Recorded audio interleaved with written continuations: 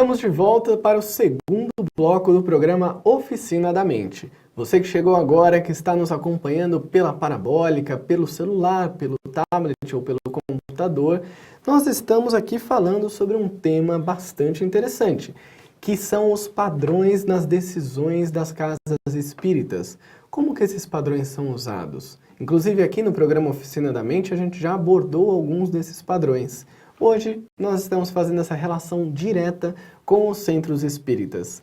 Mas antes de continuar esse papo, eu gostaria de perguntar para você. Você já parou para pensar em como se faz para que esse programa chegue até a sua casa? Ou para que os programas da Rádio Boa Nova, os livros da editora Mundo Maior, sejam reais, eles possam se fazer presente, estar aí com você, você possa adquiri-los? É através do Clube Amigos da Boa Nova, que é esse grande compêndio de pessoas, esse grupo de pessoas que trabalham pelo bem, pela transmissão das mensagens que farão deste planeta um planeta de regeneração. E você pode contribuir para isso. Você pode ligar para 0800 12 18 38 ou acessar amigosdaboanova.com.br e tornar-se um sócio do Clube Amigos da Boa Nova. Além de fazer parte de toda essa transformação planetária, você também ainda tem uma série de benefícios, como os descontos em livros, DVDs, CDs, palestras e workshops, além de eventos como peças de teatro, em relação com a doutrina espírita e que você, ligando agora, pode ter acesso. Então entre lá no amigosdaboanova.com.br ou ligue para 0800 12 18 38. E aproveitando também para deixar um recadinho para você que já é sócio do Clube Amigos da Boa Nova. Através do telefone ou do site, você pode participar da pesquisa de satisfação do público. Nós queremos saber se tudo aquilo que o clube tem oferecido para você tem sido interessante, se você gosta, se você acha que poderia ter mais coisas e o que, e qual é a sua relação com o Clube Amigos da Boa Nova. Então entre lá no site ou ligue para nós e participe dessa pesquisa. Paziano, então vamos continuando aqui com o nosso tema. Vamos lá. Falando aqui dos padrões, né, das casas espíritas. É interessante que antes de chegar nesse segundo bloco, a gente já tem até algumas mensagens, daqui a pouco a gente lê. Você citou os jovens que chegam no centro chegam querendo mudar o mundo. E até uma característica de toda geração jovem, independente se ela era jovem nos anos 50 ou se ela é jovem hoje. Ela chega com uma nova ideia, novas características e até novos padrões. Você acha, por que você acha que muitos centros ainda têm uma resistência com a entrada do jovem? Olha, excelente colocação, acho que dá para a gente explicar bem o que é um padrão. Antigamente não existia essa coisa de grupo de jovens. O jovem vinha, ele seguia o mesmo caminho de uma pessoa com muito mais idade, da melhor idade e tudo mais. Era aquele procedimento, chega, senta, alguns começavam a estribuchar, senta na mesa que você vai incorporar, e não tinha nem escola de médios. Essa foi uma ideia da década de 50, que começou com, acho que, com Edgar Armon, e aí foi. Bom, de um tempo, eu não sei precisar quanto, os jovens começaram, né, a participar mais. Por quê? Os jovens começaram a encarnar, né, os espíritos começaram a encarnar com uma ideia diferente já para essas mudanças que ocorrem no planeta. E aí começaram a se mobilizar, algumas casas começaram a ter o grupo de jovens com atividades assim estranhas, até se encontravam para ir no teatro, que não tinha nada a ver espírita, porque não tinha teatro espírita quase, ou passear, mas a coisa foi tomando corpo. Eu sei que você faz parte do movimento de jovens, né? Faz parte. A gente tem um retorno desse movimento, se encontram, vários encontros, muito bacana. Então o jovem hoje começou a ter uma força no movimento.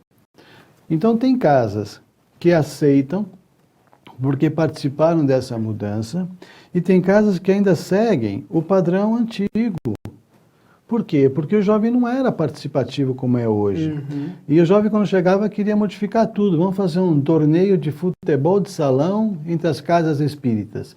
Choca muita gente isso, mas dependendo do motivo, da forma como for fazer isso, é legal. Então, tudo tem que ir com calma. Olha, a gente vai cantar.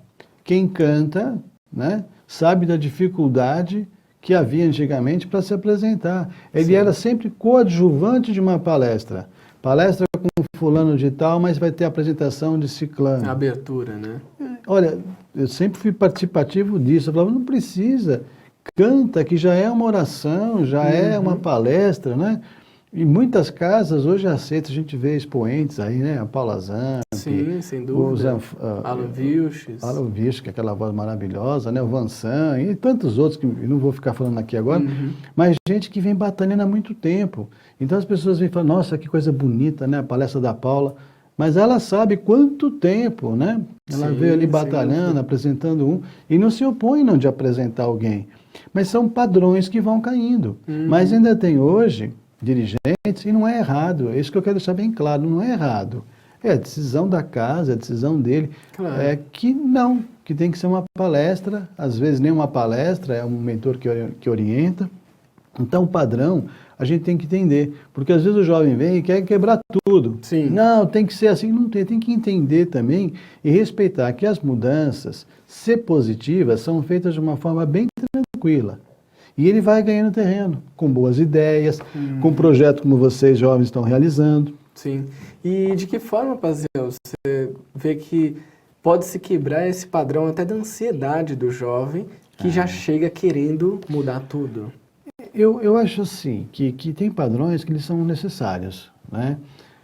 O jovem, ele traz dinamismo, assim como uma criança te traz esperança, o jovem traz dinamismo, ele traz aquela volúpia. Você já imaginou se Francisco de Assis tivesse projetado ou intuído a missão dele quando ele tivesse mais idade, fazer assim, na fase adulta? Será que ele teria feito como fez? Será que ele teria impressionado o mundo como ele impressionou? Com a energia que ele usou, né? Foi na fase de jovem, na fase de esperança, de vamos agregar. E ele agregou outros jovens, agregou adultos também. E na fase adulta ele continuou, mas precisou aquela coisa da fase juvenil dele, da esperança, da vontade de ir para frente. Então são fases. Assim como é importante aquela fase já do senhor mais tranquilo, da senhora mais ali, que fala, espera um pouco. Tudo é importante, todas as fases são importantes. Sim. E nós teremos todas essas fases em nós, com seus padrões característicos, né? O importante é não conflitar. Sim. É ouvir, conversar, mesmo aquele que já tem os seus padrões, ouvir seus membros, olha, isso não pode por causa disso, disso. Saber dialogar, né? Exatamente. Você usou uma palavra que eu achei interessante, que é o respeito. Isso. O respeito como um padrão, ele pode ajudar nesse diálogo, né? Não tenha dúvida. De ambas as partes, claro. Olha, eu já dirigi, já ajudei a fundar e tal, e não só casas espíritas, como de outras organizações também. E quando eu estou na fase de elaboração, eu estou seguindo minha inspiração, estou recebendo orientações, então eu sou um pouco fechado no que fazer. Sim. Não é? Então, quando alguém procura com uma sugestão, eu ouço, porque às vezes a orientação vem através de outra pessoa. Exatamente. Ela é inspirada a trazer Isso, talvez eu esteja bloqueando alguma coisa, vem. Sim. Mas não quer dizer que eu tenha que aceitar. É interessante, no programa no Espiritismo Sem Mistério, né, a gente começou ali o estudo do Evangelho, e nesse estudo a gente fala sobre o controle universal do conhecimento dos espíritos. Tá. Né, a gente falou isso com a irmã Eliana. E ela trouxe isso para o nosso dia a dia. E, inclusive, agora você falando essa questão, você está ali numa reunião, decidindo como vão ser os próximos passos do centro, o controle universal seria você ouvir todo mundo, entender ali o que está sendo passado, analisar, Sim. assim como Kardec fez, né? Exatamente. Usar o mesmo método dele Exatamente. na tomada de decisão agora, do que a gente faz hoje. E isso, você vê que pode ser algo positivo quando tem a participação tanto de membros que já estão há muitos anos na casa e no movimento espírita, quanto novos, e aí eu não digo nem só jovens, eu digo pessoas que chegaram há pouco tempo no espiritismo. Como você vê isso? Usando a mesma palavra, respeito. Sim. Da mesma forma que os dirigentes às vezes se tornam assim, inflexíveis em ouvir, existem também aquelas pessoas que chegam com boa vontade e querem mudar tudo. Sim. Chegam com as suas ideias, não, vamos colocar aqui tal coisa. Tem que se respeitar a ideia do dirigente. Porque não sabem do que ele já vivenciou, do que ele passou, do seu conhecimento. O conhecimento muitas vezes não é manifesto. não é falado, mas é sentido, é vivido, né? vivenciado, né? Exatamente. Então, quando ele diz assim, olha, não, vamos segurar um pouquinho, tem pessoas que ficam nervosas. Uhum. Não Que aceitam, né? cria desarmonia, se afastam, ou ficam comentando, são os problemas que existem nas organizações, né? Então, o diálogo, ele é importante, mas tem que haver boa vontade de ambas as partes, porque às vezes os dirigentes são ferrenhos, assim, em determinadas situações, são firmes, né? Mas eles expõem os motivos, é que as pessoas se fecham para entender. Tem argumentos para isso, né? Exatamente. É diferente e também tem uma distinção muito grande entre o que você fala com como você fala, né? A gente E vê quando, né? E quando você fala, em que momento, né? Eu tinha uma coisa assim que eu questionava muito, que eu também fui jovem, sabia? Fui de Sim, uma né? fase, eu não pulei essa Olha fase. que coincidência. E eu ficava muito passado quando eu chegava cheio de ideias, né, para fazer as campanhas. Eu sempre fui muito ligado com campanha, com visita, que é coisa do jovem, né? Sim. E o dirigente dizia assim, não, o plano não quer.